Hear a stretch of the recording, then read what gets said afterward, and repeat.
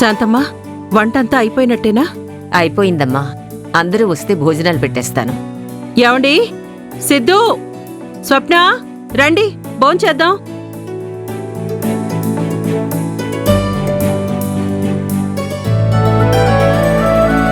కూర్చోండి. రారా కూర్చో. అటు కూర్చోమ్మా. కూర్చో.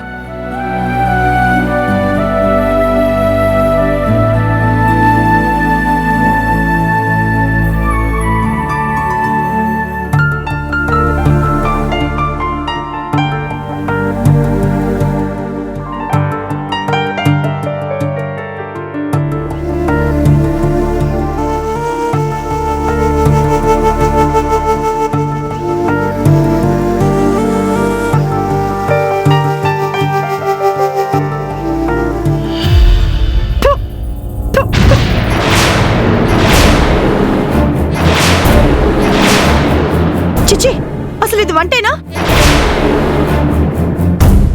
ఏమైంది స్వప్న? కూరలో ఉప్పేసినట్టు లేదు, ఉప్పులోనే కూర వేసినట్టుంది. శాంతమ్మా, అయ్యో లేదమ్మా, తగినంతే వేశాను. కావాలంటే మీరు తిని చూడండి. అంటే ఏంటి? నేను అబద్ధం చెప్తున్నానా? లేకపోతే వండగానే నువ్వు తినేసి మిగిలింది మాకు పెడుతున్నావా? అవసరం లేదమ్మా.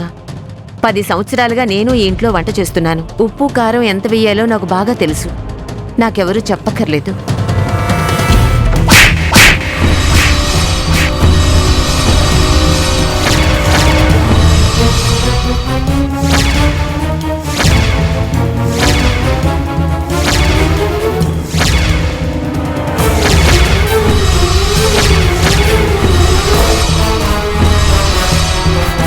స్వప్న, ఏంటి నువ్వు చేసిన పని? లేకపోతే ఏంటి మామయ్య? పని మనిషిలానే ఉండాలి. మన ఉప్పు తిన్నందుకు విశ్వాసం చూపించాలి, అంతేకాని కూరలో ఉప్పు వేయడం కాదు. చేసిన తప్పు ఒప్పుకోవడం మానేసి నాకే ఎదురు చెప్తుంది. ఎవరు అలుసు చూసుకొని రెచ్చిపోతుంది? ఎవరిని ఎక్కడుంచాలో అక్కడే ఉంచాలి.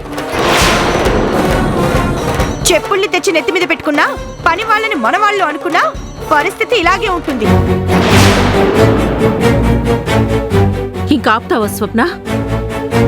నీకన్నా వయసులో పెద్దది, ఈ ఇంట్లో ఎప్పటినుంచో పనిచేస్తుంది. తన వంటలో ఏ రోజు ఎలాంటి తప్పు జరగలేదు, ఆ మాటే చెప్పింది. అంత మాత్రానికే చేయి చేసుకోవడం మంచి పద్ధతి కాదు. నీకన్నా పెద్దదాన్ని, అత్తగారిని ఇక్కడ నేనున్నానన్న విషయం మర్చిపోతున్నావు. నా ఇంట్లో నువ్వు ఇలా ప్రవర్తించడం నాకు నచ్చలేదు. బాగుందత్తయ్య, చాలా బాగుంది. నేను ఈ ఇంటి కోడల్ని, జీవితాంతం ఇక్కడే ఉండాలి. అది ఈ ఇంటి పని మనిషి.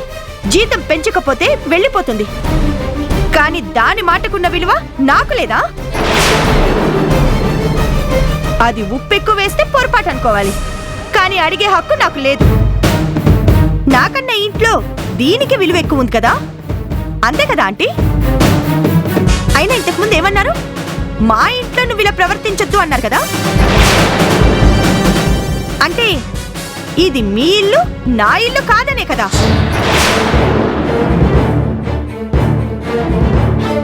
అదేంటి స్వప్న, పూర్ణ ఏం మాట్లాడుతుంది, నువ్వేం మాట్లాడుతున్నావు? అంతేలేండి మావయ్య, నేనేం మాట్లాడినా తప్పని నాకు ఇప్పుడే కదా తెలిసింది. నేను మాట్లాడనులేండి. ఏమండి, ఏమండి,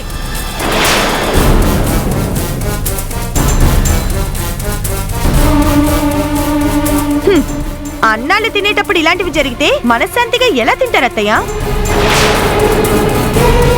కనీసం కడుపు నిండా తినే అవకాశం కూడా లేదు ఈ ఇంట్లో.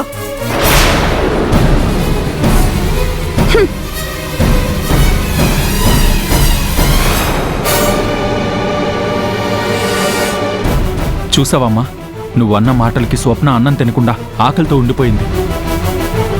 అనే ముందు కొంచెం ముందు వెనక చూసుకోవాలి కదా. ఏంటి శాంతమ్మ, పొరపాటున కూరలో ఉప్పు ఎక్కువ వేసుంటావు. తప్పని ఒప్పుకుంటే సరిపోయేది. లేదు అని వాదించడం వల్లే ఇంత గొడవ జరిగింది. వయసు రాగానే సరిపోదు, ఆ వయసుకి తగ్గట్టుండాలి.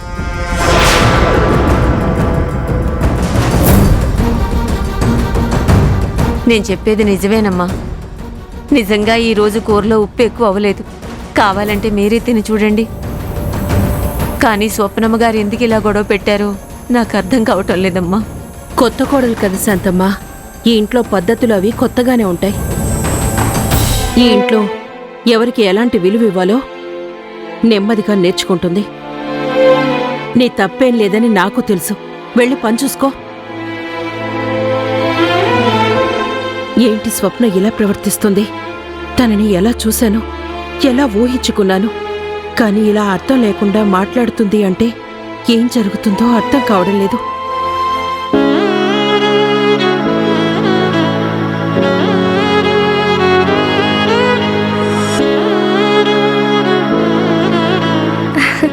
ఓకే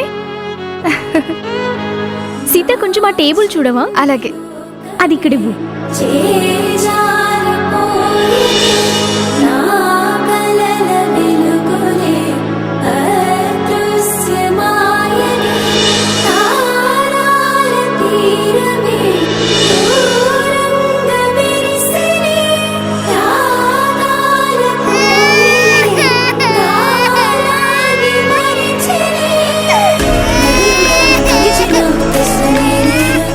మేడం, పాపని ఇలా ఇవ్వండి. మీరు ఫస్ట్ తినండి, నేను పాపని ఆడిస్తాను.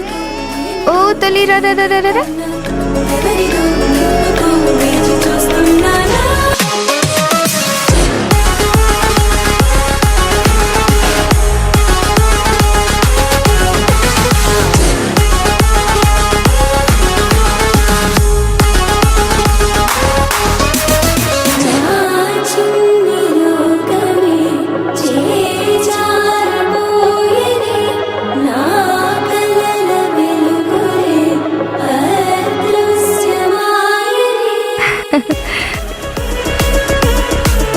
చాలా థ్యాంక్స్ అమ్మా. మా పాప ఎవరి దగ్గర ఆడుకోవడం నేను ఎప్పుడూ చూడలేదు.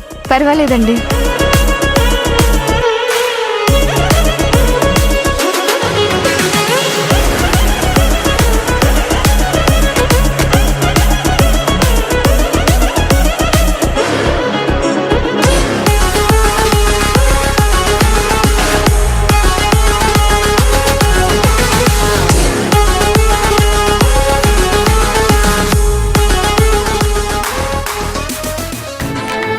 హాయ్ మ్యామ్, ఏం కావాలి? మాకు 2 కాఫీ, పిల్లలకి బిస్కెట్స్, చాక్లెట్స్ తీసుకురండి. ఓకే. ఏం బిస్కెట్స్ కావాలమ్మా? క్రీమ్ బిస్కెట్సా, నార్మల్ బిస్కెట్సా? నాకేం అక్కర్లేదు, నువ్వు వెళ్ళు. పాప ఎందుకు అలిగినట్టుంది? ఈ రోజు తన పుట్టినరోజు. బయటికి వెళ్దామంటే ఇక్కడికి తీసుకొచ్చాం, అందుకే కోపం. అవునా?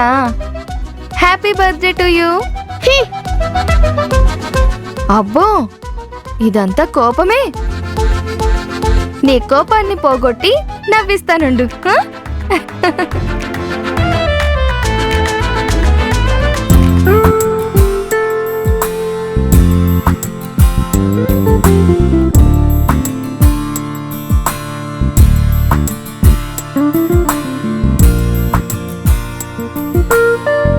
చిన్ని తల్లి, small gift for you.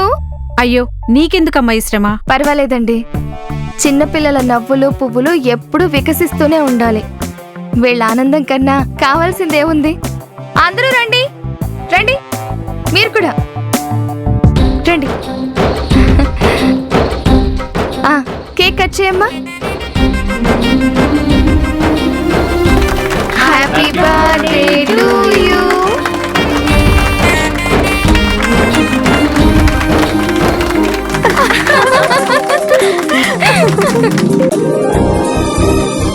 Happy birthday.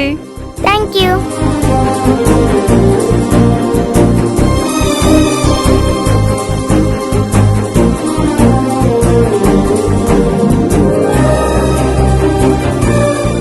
Happy birthday to you. Thank you.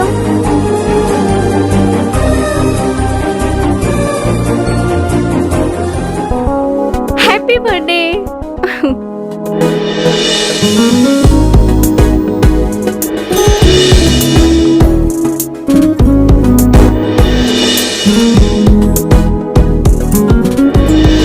చాలా థ్యాంక్స్ అమ్మా. పుట్టినరోజు పూట నా కూతురు నవ్వేలా చేసావు. పర్వాలేదండి. మేము వస్తామమ్మా. ఓకే అమ్మా, చాలా థ్యాంక్స్. మేము వెళ్ళొస్తాం. బాయ్ అమ్ములు. బాయ్ అక్క.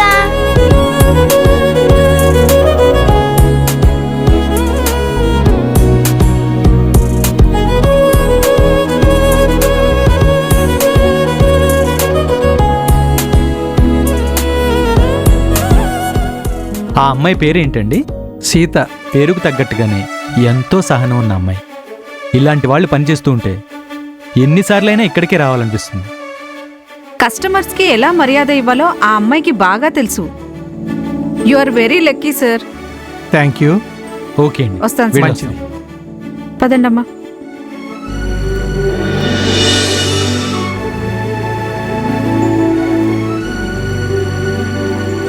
సార్, ఈరోజు డ్యూటీ అయిపోయింది, వెళ్ళొస్తాను.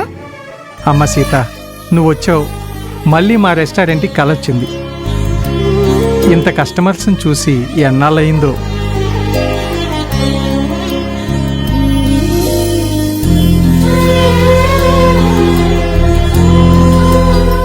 తీసుకో.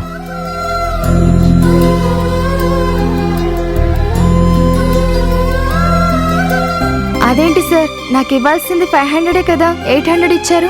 నేను మర్చిపోయి ఇవ్వలేదమ్మా. అది నీ కష్టానికి ప్రతిఫలం.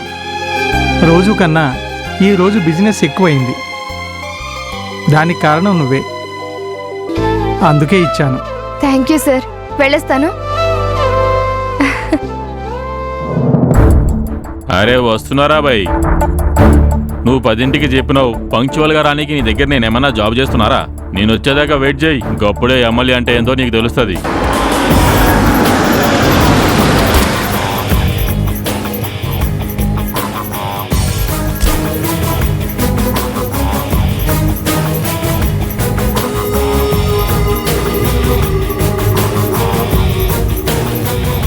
సార్, దేవరాజ్ వచ్చాడు. నమస్తే అన్నా.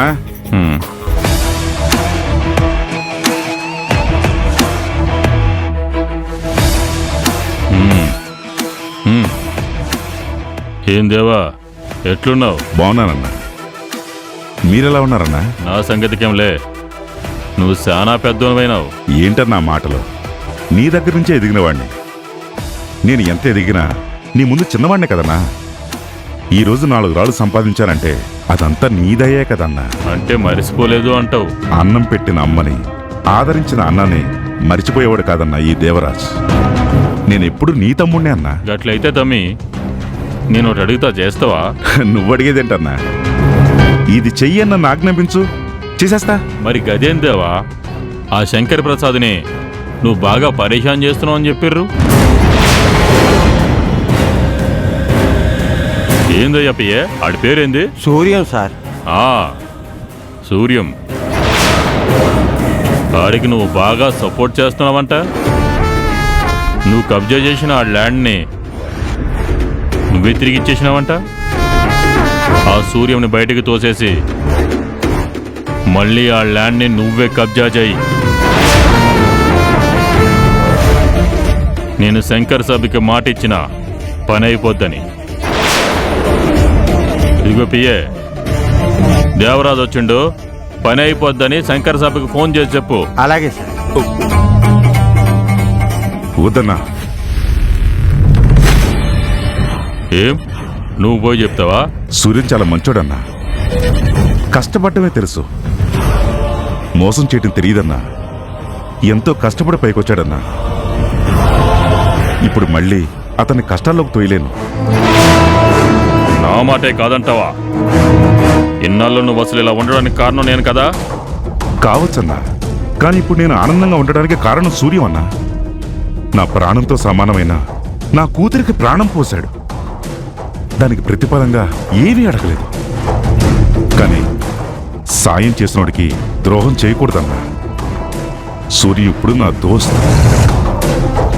నా దోస్తుకి నేను మాటిచ్చానన్నా, ఎలాంటి సమస్య రాకుండా చూసుకుంటాను అని. అలాంటిది ఇప్పుడు నేనే సమస్య అవ్వలేనన్నా. నేను శంకర్ సాబికి మాట ఇచ్చినా దాని సంగతేంది? అది చెడ్డోడికి ఇచ్చిన మాట అన్నా. ఎన్నికల్లో ఇచ్చిన మాట లాంటిది అనుకుని మర్చిపో అన్నా. కానీ ఇది మంచోడికిచ్చిన మాట అన్నా. అమ్మ మీద వేసిన ఒట్టు లాంటిది, నిలబెట్టుకుని తీరాలన్నా. ఏంది దేవా, నా నుంచి ఎదిగినానన్నావు, అట్లాంటిది నాకే ఎదురు నిలబడతావా? దోస్తుకు అండగా నిలబడతా అన్నా. ఈ ఒక్క విషయం నాకు వదిలే అన్నా. ఇది కాకుండా నువ్వేం చెప్పినా చేస్తాను. ఈ విషయంలో మాత్రం ఏం చేయలేనన్నా. క్షమించను. నన్ను కాదని వెళ్తున్నావు, ఇది చాలా దూరం పోతుంది, ఆలోచించుకో. మరి నీకు తెలుసు కదన్నా, దేవా మాటిచ్చాడంటే ప్రాణం పోయినా నిలబెట్టుకుంటాడు అని. ఎంత దూరం పోయినా ఇచ్చిన మాట వెనక్కి తీసుకునేదే లేదు. ఇది ఫైనల్ అన్నా.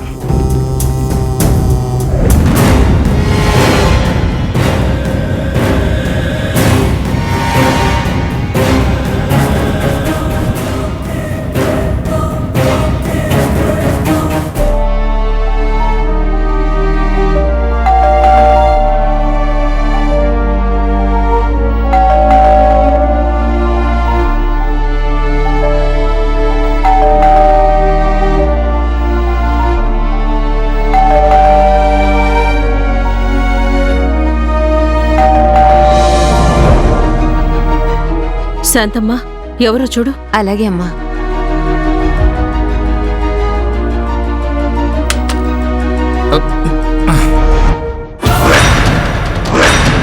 సిద్ధు, ఇదేంటి? గుమ్మం బయట ఉండాల్సిన దిష్టి బొమ్మ గుమ్మం లోపలుంది.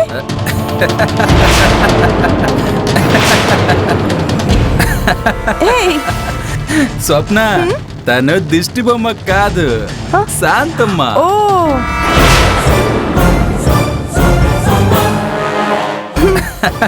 ఎలా?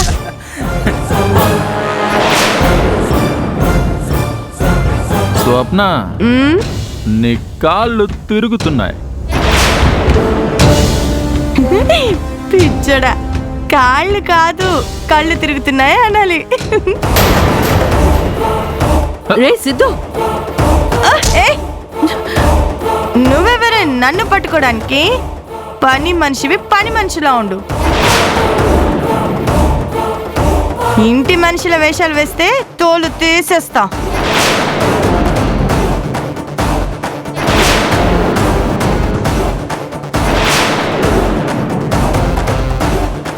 శాంతమ్మా, నువ్వు లోపలికి వెళ్ళు. అది కాదమ్మా, వీళ్ళు చెప్పేది నీకే. లోపలికి వెళ్ళు.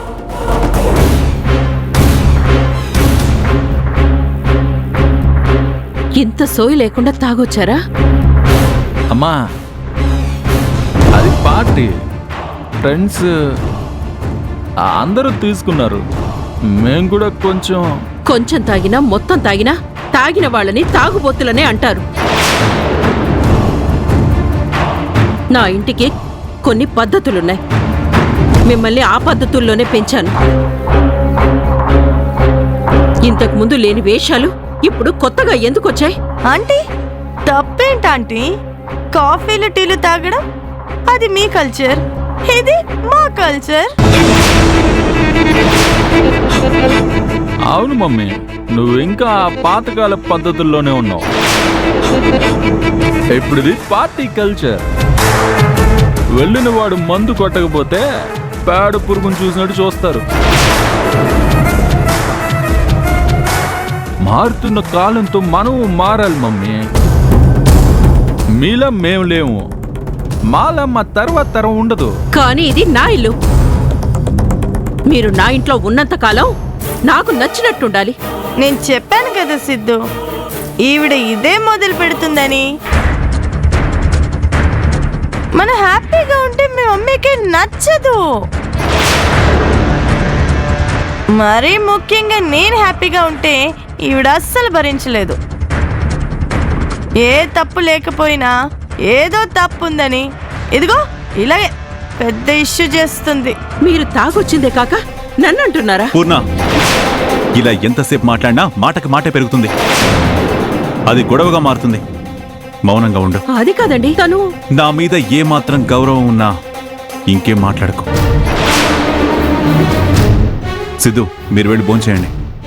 సారీ డాడీ, మేము ఆల్రెడీ తినేసాం. సరే, స్వప్నం తీసుకుని రూమ్కి వెళ్ళు. ఏ స్వప్న, నన్ను వదిలేండి ఆంటీ, నాకు మీ అవసరం లేదు, నేను వెళ్ళగలను.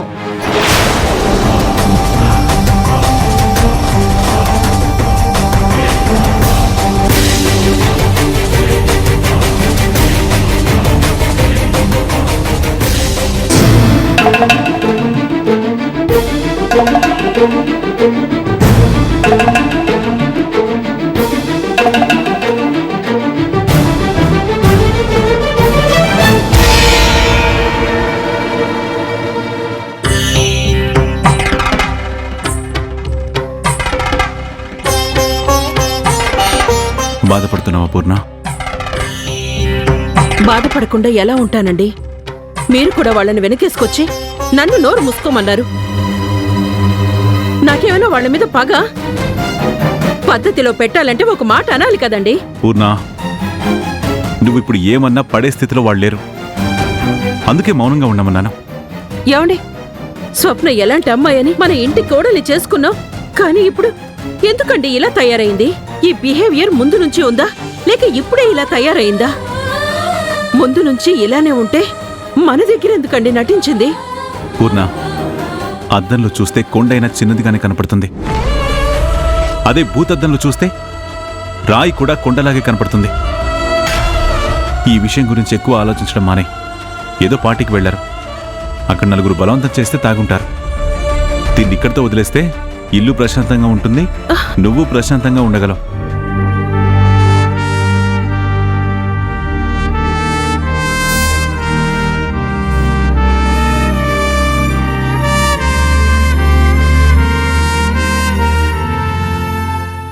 ఏయ్ వదలు. వదలను. ఇప్పటి వరకు తాగే వచ్చారు కదా, అర్ధరాత్రి అయింది. ఇప్పటికైనా వెళ్ళి ప్రశాంతంగా పడుకోండి. ప్రశాంతత. ఆమ్లెట్ అడిగిన మొగుడికి చికెన్ తెచ్చావనుకో, అప్పుడు ఉంటుంది ప్రశాంతత. సోడా తెమ్మంటే మందు కలిపి తెచ్చావనుకో, అక్కడుంటుంది ప్రశాంతత. అంతేగాని ఇలా ఏడుపు ముఖం వేసుకొని నాకు మనశ్శాంతి లేకుండా చేస్తే ఎలా ఉంటుంది ప్రశాంతత?